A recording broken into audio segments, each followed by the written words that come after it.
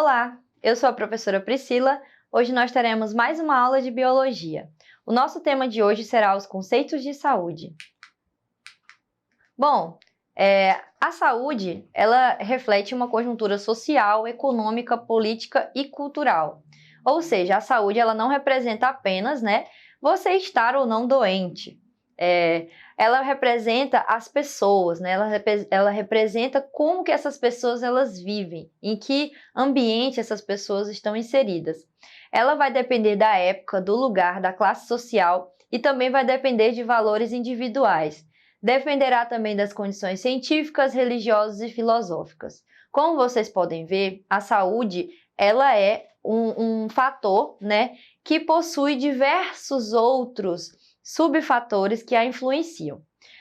O mesmo, aliás, pode ser dito sobre as doenças, aquilo que é considerado doença é muito variável. Em diferentes culturas, pode ser muito variado de acordo com a cultura, com a sociedade, com o ambiente ou com a época que aquela pessoa vive. Ela também pode ser considerada como real e imaginária, Sobretudo, as doenças transmissíveis, ela já acompanha a espécie humana há muito tempo, como revelam as pesquisas paleontológicas.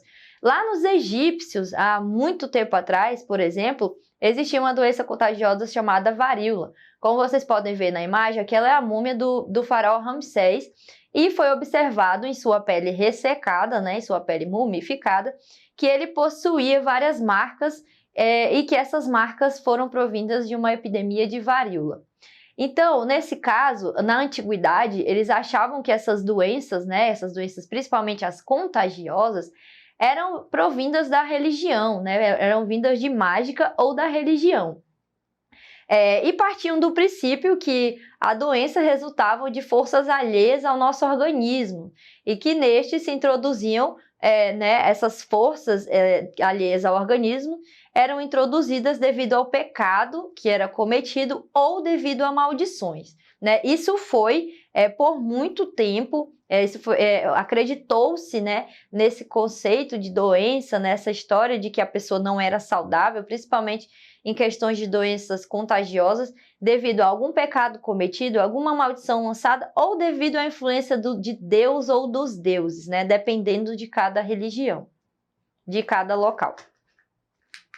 Bom, na antiguidade, lá os antigos hebreus, eles associavam a ausência da saúde, associavam a doença à raiva divina diante dos pecados humanos, Já em outras culturas, existia um feiticeiro, um feiticeiro tribal, ou seja, um xamã, que se encarregava de expulsar, mediante a rituais, os espíritos malignos que tinham se apoderado da pessoa e que esses espíritos é que causavam a doença.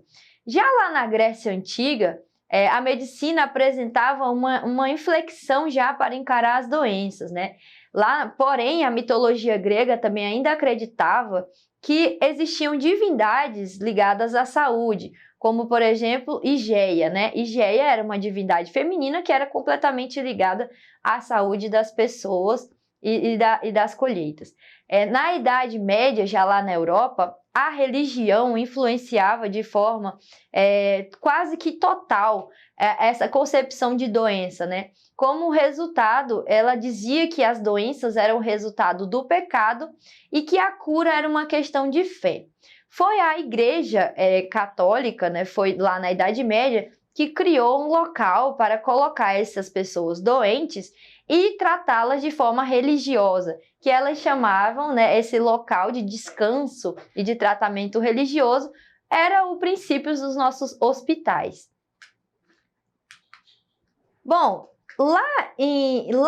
já na Grécia Antiga, existia uma pessoa, um homem chamado Hipócrates, que ele viveu em 460 até 377 a.C., que ele é considerado o pai da medicina.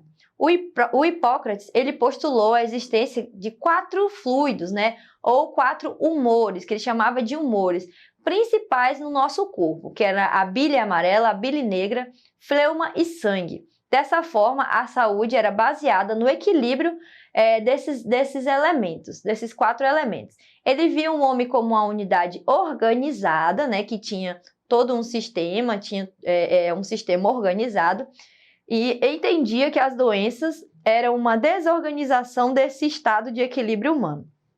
A obra do Hipócrates, ela se caracterizou pela valorização da observação empírica, né? Então, a observação de senso comum, como a demonstração dos casos clínicos registrados naquela época, né?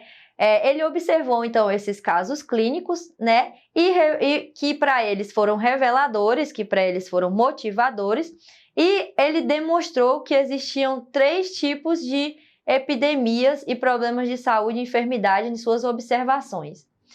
Além disso, as observações dele não se limitavam apenas ao paciente em si, mas também ao ambiente, né?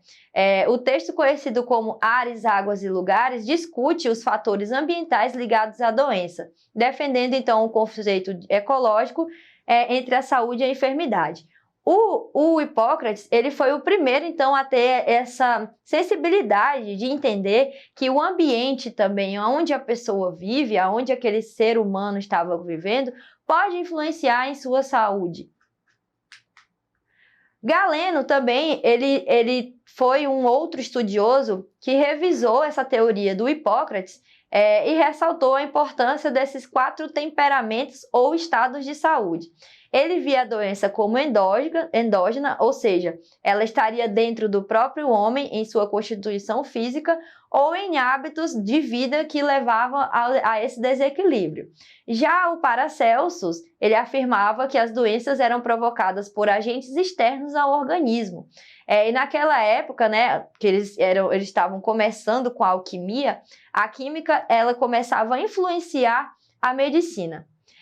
E lá no século XVII, né, com o desenvolvimento da mecânica, René Descartes ele postulava o dualismo entre a mente e o corpo.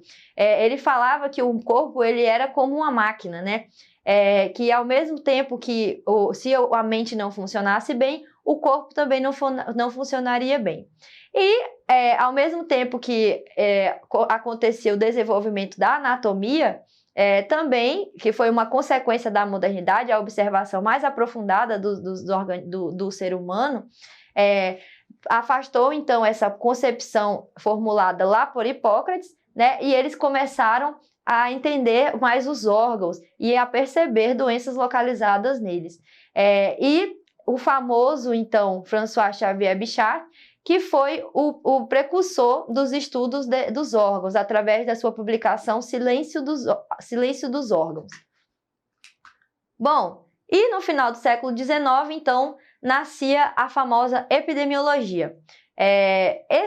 O estudioso de Londres, né, o inglês John Snow, ele enquadrava o conceito de contabilidade da doença, ou seja, se a saúde do corpo individual podia ser expressa por números ou sinais vitais. O mesmo podia acontecer com a saúde num contexto social. Ele, então, conseguiu fazer vários indicadores e, resultando desse olhar contábil, surgiu o que nós chamamos hoje de epidemiologia. Já o outro médico, William Petrie, também ainda lá em 1623 até 1687, iniciou também os estudos que denominava anatomia política, que ele coletava os dados da população, educação e produção e associava esses dados às doenças. E em 1826, o Louis René Villerme, que era médico também, publicou um relatório falando sobre a análise da mortalidade em diferentes bairros de Paris. Concluiu, então, o que já se vinha estudando, que a saúde é condicionada também ao nível de renda, né? Então, ao nível de renda e ao local onde aquela população habita. Aí nós temos as piores epidemias que ocorreram no mundo. A primeira foi a praga de Atenas, né? A primeira que a gente pode se colocar como as piores do mundo, que foi no verão de 1430 a.C. Ela surgiu através de uma doença misteriosa desconhecida e se espalhou por todo o território num surto endêmico. Essa praga foi responsável por dizimar em torno de 35% da população local. Essa praga de Atenas, hoje nós sabemos que era nada mais, nada menos do que a peste bubônica. Temos também a peste antonina, que foi um surto de varíola que se espalhou no Império Romano a partir de 165 a.C. Esse surto se iniciou nas tropas romanas que estavam com base em Pártia, que era uma região da Mesopotâmia, e se espalhou por toda a Roma. Temos a peste negra, que é muito famosa, que foi durante a Idade Média, onde aconteceram diversas epidemias, né, e pandemias, e essa peste, ela é um dos casos assim mais conhecidos, mais famosos. Ela aconteceu em torno de 1347 até 1353 e resultou na morte de 50 milhões de pessoas. O termo peste negra foi dado, que também é falado, né, que é a da peste bubônica, que também se iniciou na Ásia Central e espalhou-se por toda a Europa e África. Nós temos a gripe espanhola, que foi uma mutação do vírus influenza entre 1918 a 1919, que também matou milhões de pessoas. A AIDS, que foi considerada uma pandemia por conta de sua propagação rápida por todo o mundo, né? E a gente observa que até o final de 2018, quase 75 milhões de pessoas haviam sido contaminadas com a AIDS e cerca de 32 milhões faleceram vítimas dessa doença em todo o planeta. E nós temos a nossa Covid-19, né, que é uma doença causada pelo vírus da família coronavírus e provoca sintomas como febre, tosse e dificuldade respiratória. Segundo o levantamento que eu coloquei aqui da OMS, até as 10h34 do dia 24 de fevereiro de 2021, haviam 111.999.954 casos confirmados de Covid no mundo, incluindo mais de 2,5 milhões de mortes notificadas. Então, como vocês podem ver, a Covid também é uma epidemia muito grave. Bom, no nosso Exercitando, nós temos essa questão interessante. Um dos principais objetivos da epidemiologia é propor ações paliativas, explicar caso a caso as doenças, colaborar para a biologização dos estudos, identificar fatores etiológicos na gênese das enfermidades. Bom, a epidemiologia ela ajuda a identificar fatores etiológicos, né, e das enfermidades na população. O objetivo da epidemiologia é produzir conhecimento e tecnologias capazes de promover a saúde individual através de medidas de alcance coletivo, ou seja, ela tenta utilizar tecnologias para promover a saúde do indivíduo pensando no contexto social. Bom, agora que nós já abordamos o tema, treine em sua casa, procure realizar as atividades propostas pelo seu professor e acesse a nossa plataforma Eduque. Obrigada!